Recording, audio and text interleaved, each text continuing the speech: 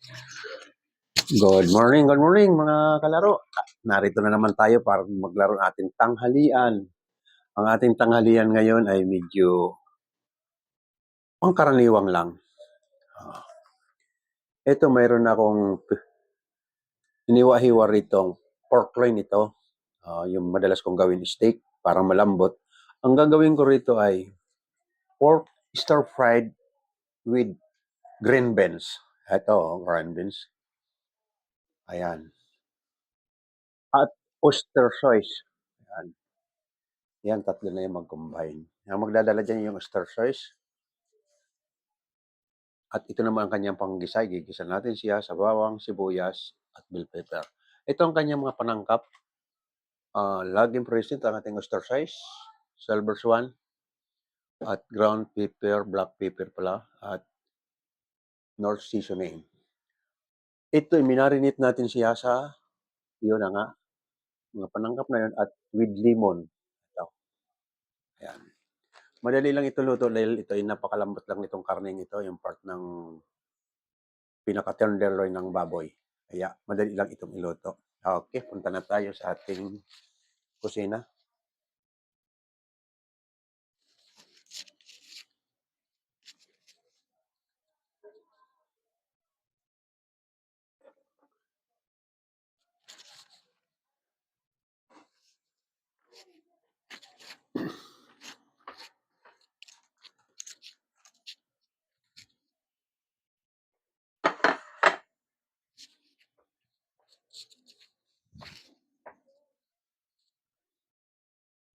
Ito, mainit na yung ating mantika. Pinainit ko na ito.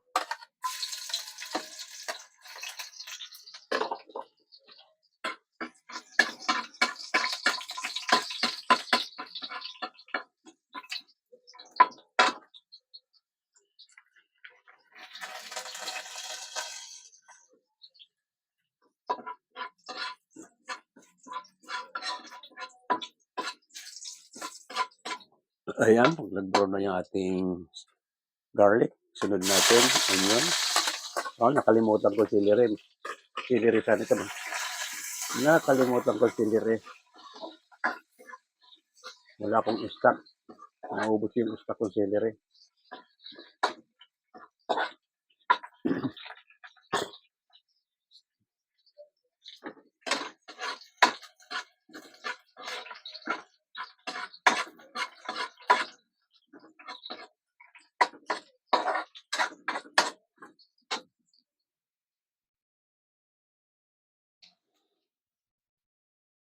Ito, pag ano natin, walang ano ito, kundi itong pinaka-sauce niya, yung pinagmarinitan, yan lang ang magiging sauce niya. Ayan. Okay, brown na lahat.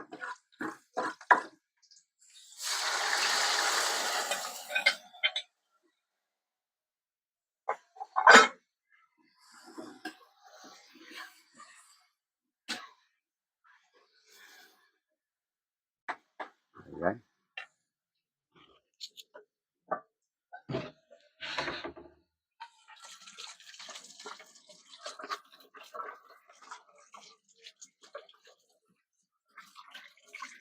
Takpan lang natin.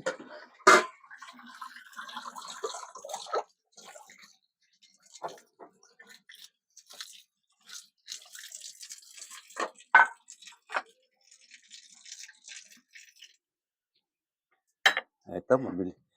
Pinakamadali ito niluto with 15 o 20 minutes.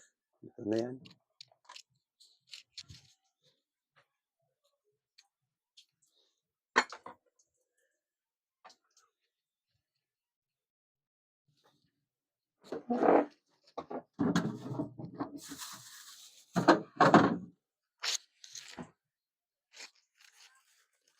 Dahil malambot ngayon, kaya mabilis lang natin niluto itong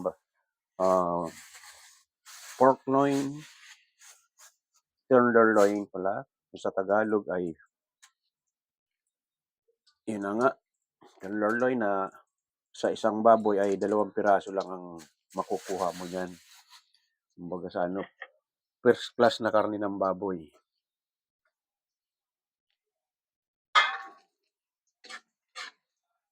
Ayan, nagkakatas na.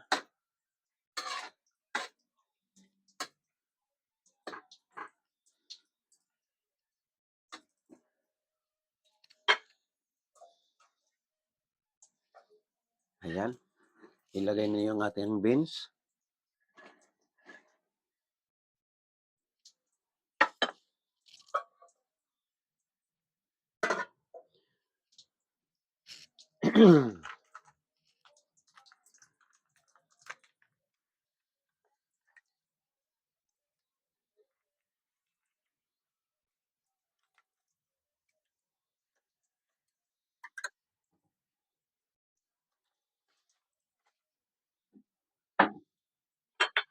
Ito, haluin natin muli at mabilis lang ito.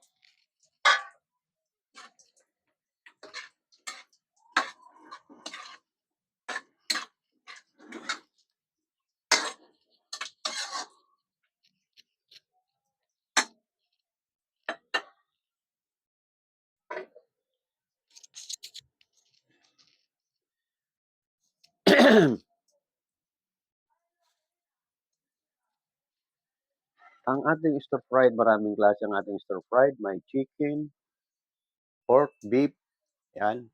Kaya lang, nasa iyo ng choice kung anong gusto mong flavor. Noong nakaraan, ano bang flavor ang ginawa ko noon? Hindi ko matandaan kung anong flavor ang nakaraan.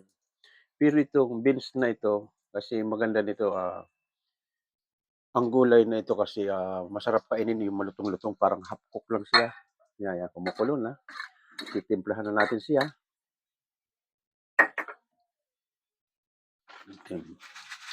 Magic sarap.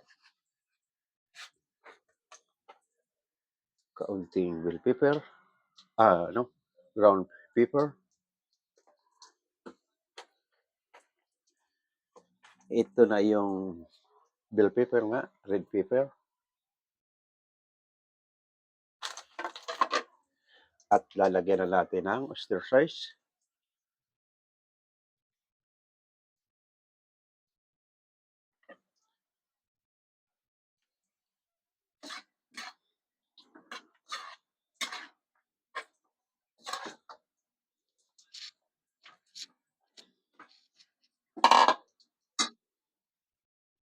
Ayan, takpan natin, isang kulo lang.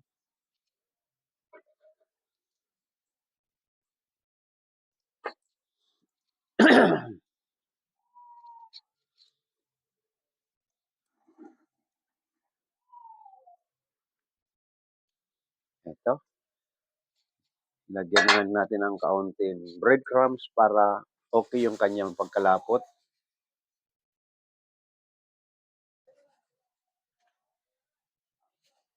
Aha.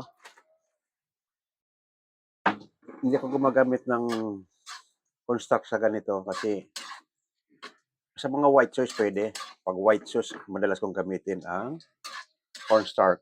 Pero pag mga ganitong kulay, may kulay, ayan, ang lapot na. Oh. Ayan.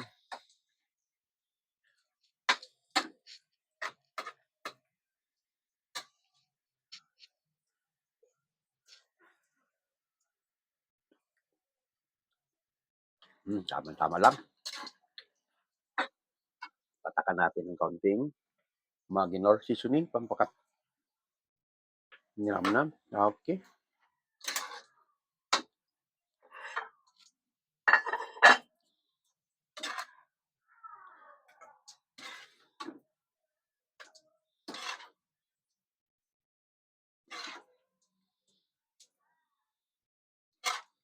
Ayan, malapot na sa bawo. Oh.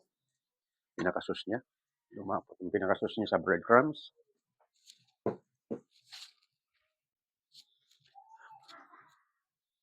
Ayan, punta na tayo sa dining.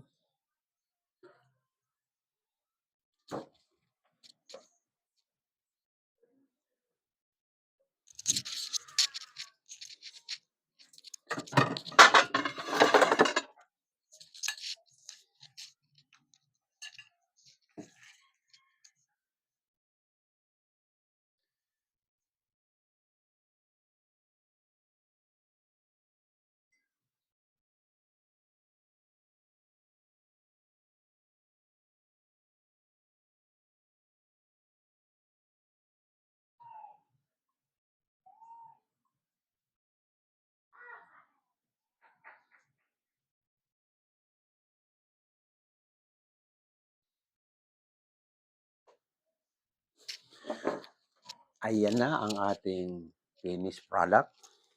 Ayan, umuusok-usok. Ayan.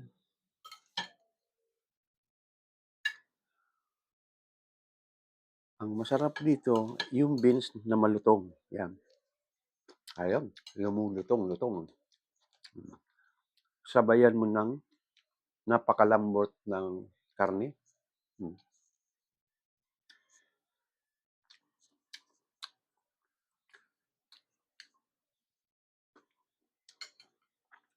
Ayan, kita mo yung sauce. Malinamnam ang lasa ng pork stir fried with oyster sauce. Okay. Nakataos na naman tayo ng isang araw. Maraming salamat sa inyo mga aking taga-subaybay dyan. Huwag natin kalimutan pindutin ang subscribe button. Maraming salamat muli. Bukas ulit tayo.